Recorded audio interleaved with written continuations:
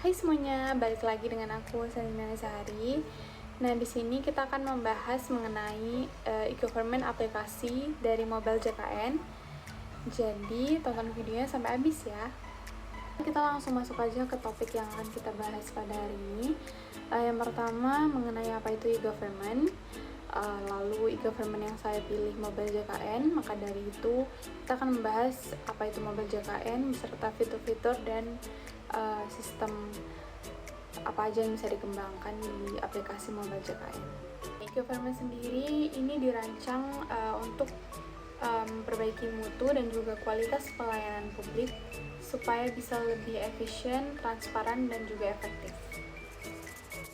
Baiklah, untuk Mobile JKN sendiri, ini merupakan aplikasi resmi yang dikembangkan oleh BPJS Kesehatan Indonesia untuk bisa mempermudah peserta jaminan kesehatan nasional dalam mengakses berbagai layanan kesehatan dan administrasi.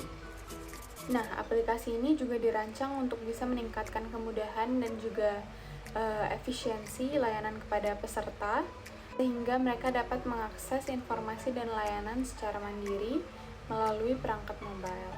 Kita akan masuk ke kelebihan apa aja yang ada di Mobile JKN. Yang pertama, akses sangat mudah dan praktis.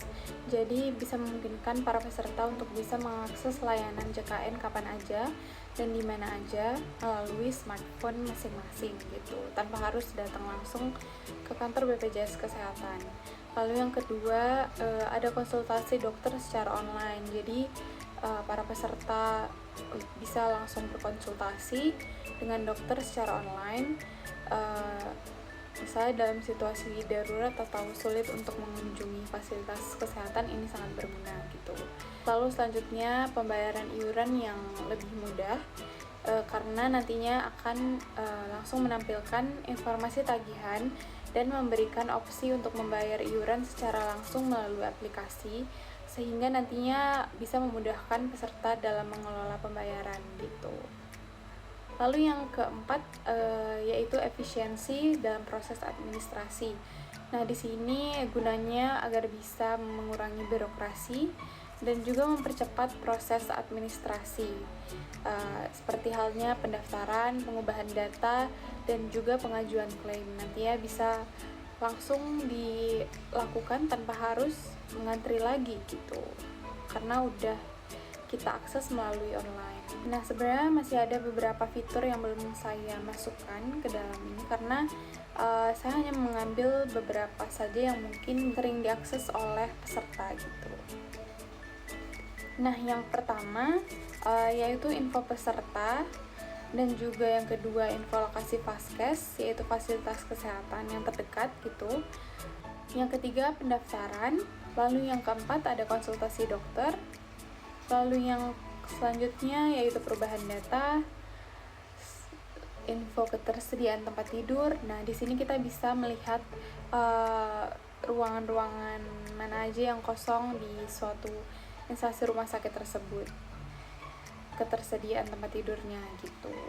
Lalu selanjutnya pengaduan layanan juga ada. Nah, di sini kita bisa masukkan kritik dan saran kita jika ada hal-hal yang misalnya kurang mengenakan yang kita alamin gitu. For riwayat pembayaran, info iuran, info virtual account untuk membayarnya, dan fitur terakhir, dan ini fitur yang paling baru, yaitu fitur jadwal minum obat. Nah, ini merupakan beberapa tampilan di Mobile JKN, fitur di Mobile JKN yang kita bahas tadi. Nah, yang di gambar pertama itu merupakan pendaftaran peserta. Di situ kita disuruh menginputkan kartu keluarga dan lain-lain. Yang kedua itu merupakan perubahan data peserta. Jadi kita bisa mengubah data kita sendiri, entah misalnya ada yang salah atau kita ingin mengganti Vaskes, karena Vaskes itu bisa kita ganti kurang lebih 3 bulan sekali, tiap 3 bulan sekali. Lalu yang ketiga merupakan info peserta. Di situ kita bisa melihat bahwa kita telah terdaftar di Mobile JKN. Tampilan di gambar pertama ini akan muncul jika kalian ingin melakukan pendaftaran pelayanan. Nanti akan muncul kalian ingin memilih Vaskes atau yang satunya gitu. Lalu yang selanjutnya ini info lokasi Vaskes. Nanti akan tertera lokasi-lokasi yang terdekat dari rumah para peserta. Terakhir mungkin ini tadi, yaitu info ketersediaan tempat tidur.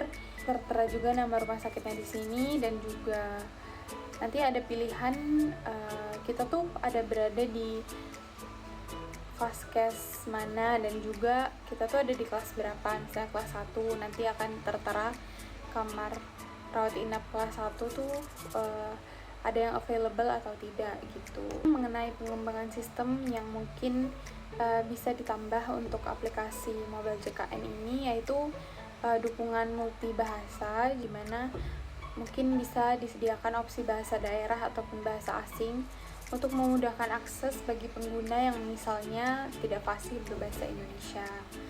Lalu yang kedua, mungkin pengembangan sistem pelaporan pengaduan. Kita bisa melihat gitu status pengaduan atau keluhan yang kita ajuin tuh ada perkembangan atau tidak gitu. Yang ketiga, mungkin fitur edukasi dan promosi kesehatan. Mungkin kan fitur e-learning mengenai gaya hidup sehat, pencegahan penyakit, dan juga tips lainnya. Mungkin sekian dari saya dalam membahas topik e-government aplikasi dari Mobile JKN. Apabila ada kesalahan, saya mohon maaf. Boleh ditulis kritik dan sarannya di bawah. Terima kasih, bye-bye.